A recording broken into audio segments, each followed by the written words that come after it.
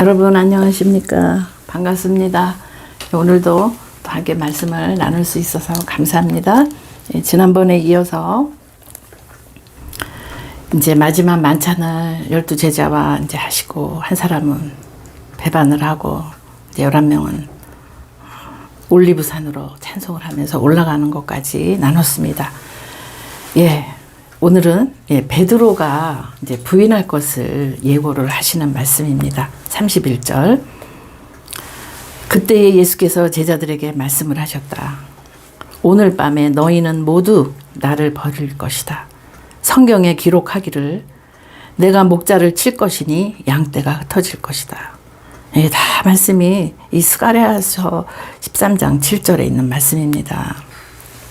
이렇게 다 예고가 돼 있고 섭리 안에서 예정대로 하나님의 그 구원의 사역을 진행하고 계신 것을 우리가 알게 됩니다. 이렇게 말씀을 하신 거예요. 스가랴서 얘기를 하시면서 목자가 없어질 거야. 목자를 치니 양떼가 이제 다 흩어질 것이다 하였다. 그러나 내가 살아난 뒤에, 이 얘기를 할 때 이들이 무슨 말 하는지 알겠어요? 죽는 거 이 생각만 해도 하기도 싫은데, 내가 살아난 뒤에 너희보다 먼저 갈릴리로 갈 것이다. 우리가 성경에서 보셨죠? 가십니다. 먼저 다들요, 난 바다도로 갈래. 이래갖고 베드로를 따라서 8명인가 갈릴리 가서 밤새도록 고기를 잡는데 고기가 안 잡히잖아요.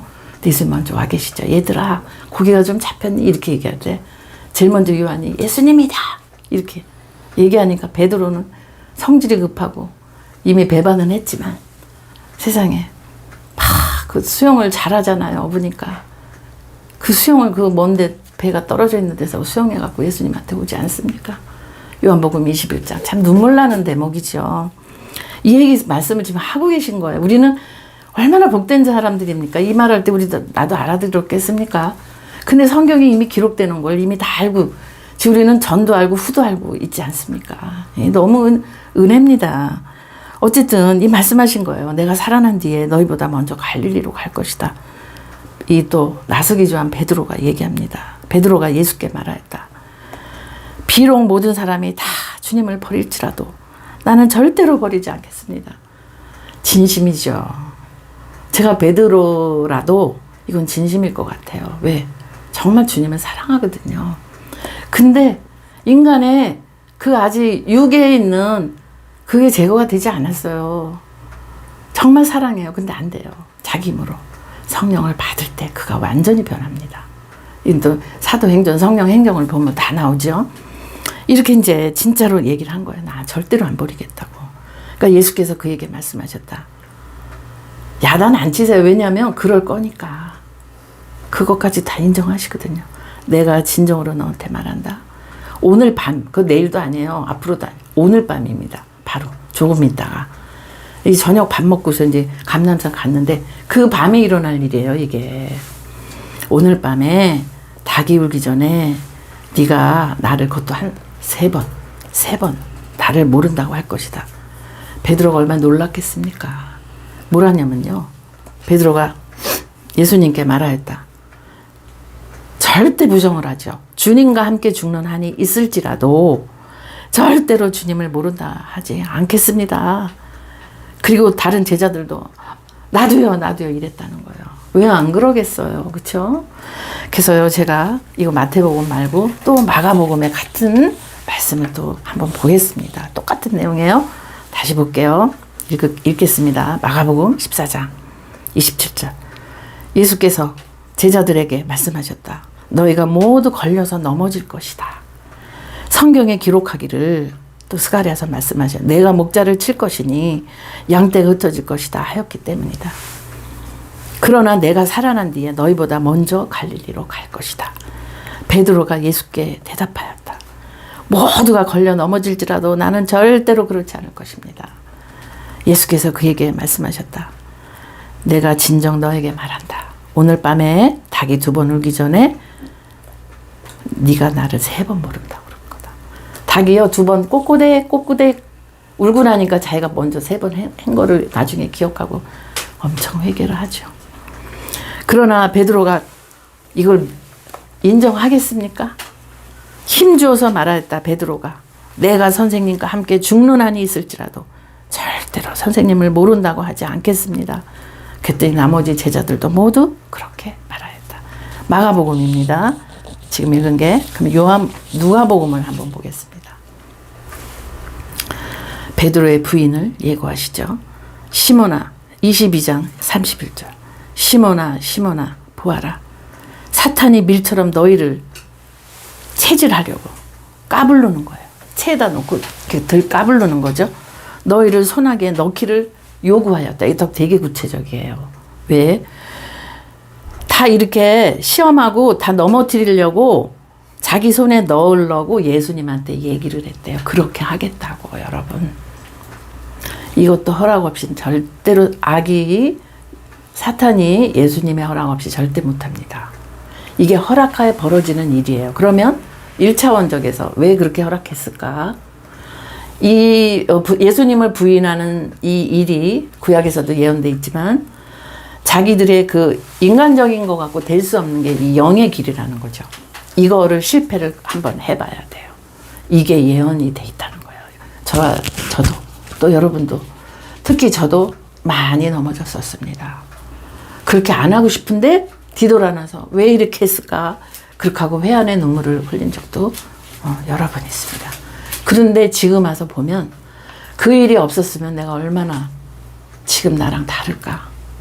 근데 그게 은혜 사건이었다라는 것을 더 깨닫게 됐습니다. 이게 주님이 선한 길로 인도하시는 내용이에요. 근데 이거를 참 누가복음에 너희들을 그렇게 까불르고 넘어지게 하려고 그의 손아귀에 넣기를 요구를 했대요. 그래서 허락을 해주신데 어떠냐? 그러나 나는 네 믿음이 꺾이지 않도록. 이게 달라요. 그래? 해봐. 욥을 왜 시험에 한다고 그랬을 때 그래. 내 종 욥을 목숨만 그거는 너 권한이 없으니 한번 해봐라. 그렇게 하고 하시죠. 같은 맥락이에요. 그래서 우리가 살 때 많은 어려움이 있을 때 왜 이런 일이냐 막 그러지만 주님은 우리를 더 귀하고 높은 곳으로 인도하기 위함이었더라고요. 우리가 뒤돌아보면 다 그거 고백할 수 있어요. 마찬가지로 이들이 그래서 나중에 코들이 석자가 빠져가지고요. 다 정말 어떻게 내가 주님을 배반할 수 있었지? 이렇게 하는데 성령 은혜를 받고 나서 그들이 완전히 변합니다. 그러니까 인간적인 건 얼마든지 큰 소리 치지만 실패할 수 있다는 걸 경험한 거예요. 아무도 교만하지 못하도록. 그러니까 은혜 사건인데 기가 막히죠. 주님이 이 얘기를 누가복음에서는 그 의사 누가가 썼어요. 이거를 듣고서 그러면서 뭐라 그러냐면 너희들이 그렇게 까불리는 망할 것 같았지만 그러나 나는 너의 믿음이 꺾이지 않도록 너를 위하여 밤새도록 기도하셨다는 거예요. 네가 다시 돌아올 땐 너의 형제를 굳세게 하여라. 해피엔딩입니다. 실패는 할 거예요. 실수는 할 거예요. 다시 일어서서 너의 형제를 세워서 나중엔 거꾸로 못이 바뀝니다. 베드로가 주님이 섭리와 예정대로 또 그걸 본인이 정말 기쁘고 즐겁게 그 길을 갔습니다. 12제자가 마띠아까지 사도 요한 사도 바울까지 다 합해가지고 그렇게 모든 초대교회 사람들이 다 그렇게 됐죠. 그래서 이제 예언적인 거죠, 이게. 근데 무슨 말인지 몰라요, 이때는. 33절. 그러니 베드로가 또 하는 말이 주님, 나는 감옥에도 죽는 자리에도 주님과 함께 갈 각오가 되어 있습니다. 그러나 예수께서 말씀하셨다. 베드로야, 내가 너한테 말한다. 오늘 닭이 울기 전에 네가 나를 3번 나를 모른다고 얘기할 거야. 이렇게 말을 해요. 그래서 이 말이 기억이 납니다. 요한복음 하나 더 보겠습니다. 제가 13장 36절. 참 정말 은혜의 은혜입니다.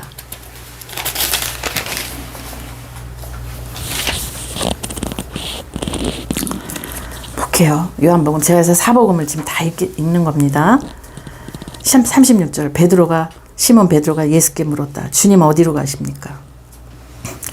예수께서 대답하였다. 내가 가는 곳엔 네가 지금은 따라올 수 없으나 나중에는 따라올 수 있을 것이다. 지금은요 이제 배반할 일만 남은 거죠. 근데 나중엔 따라와요 진짜로. 베드로가 예수께 말하였다. 주님, 왜 지금은 내가 따라갈 수 없습니까? 나는 주님을 위해서라도 내 목숨을 바치겠습니다. 예수님께서 말씀하셨다. 네가 나를 위하여 네 목숨을 바치겠다는 말이냐? 내가 진정으로 너에게 말한다.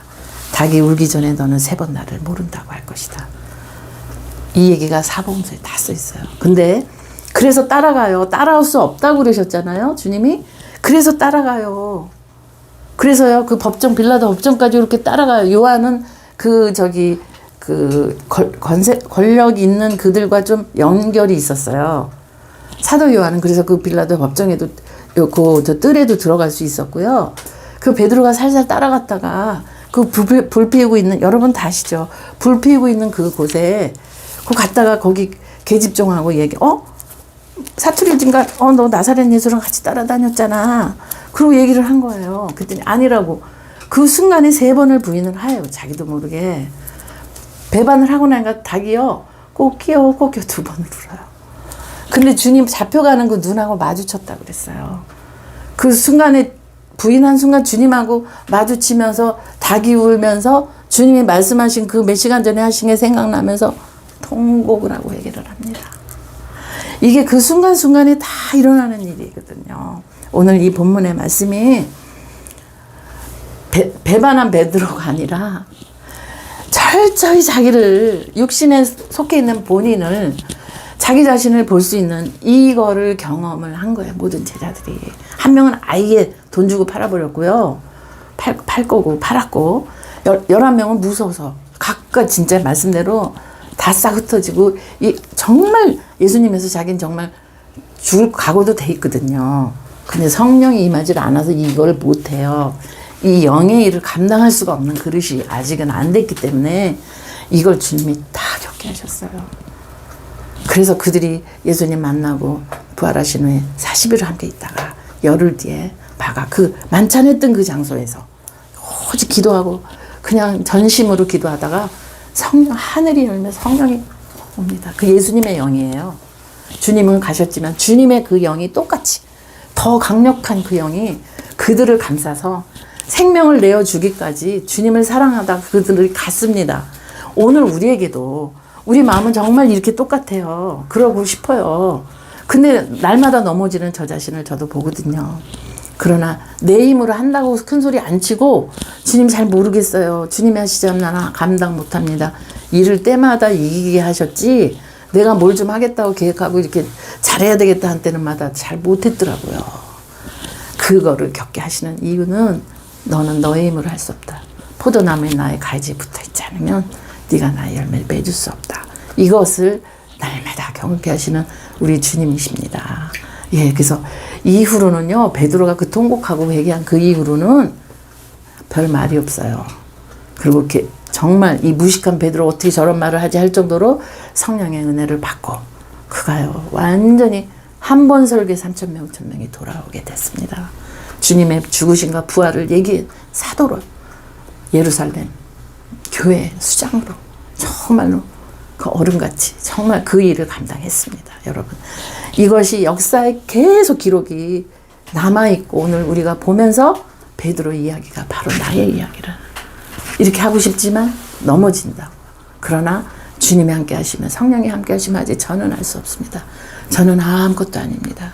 주님 맛이 하실 수 있습니다. 라고 그분에게 모든 것을 내어드릴 때 주님이 나와 함께 계시면서 나와 저와 여러분들을 통해서 가정에서부터 시작해서 가정의 평강과 가정의 그 구원을 위해서 애쓰고 수고하시고 눈물 흘리신 여러분과 함께 하시면서 반드시 주님의 나라를 우리 인도하실 줄로 믿습니다.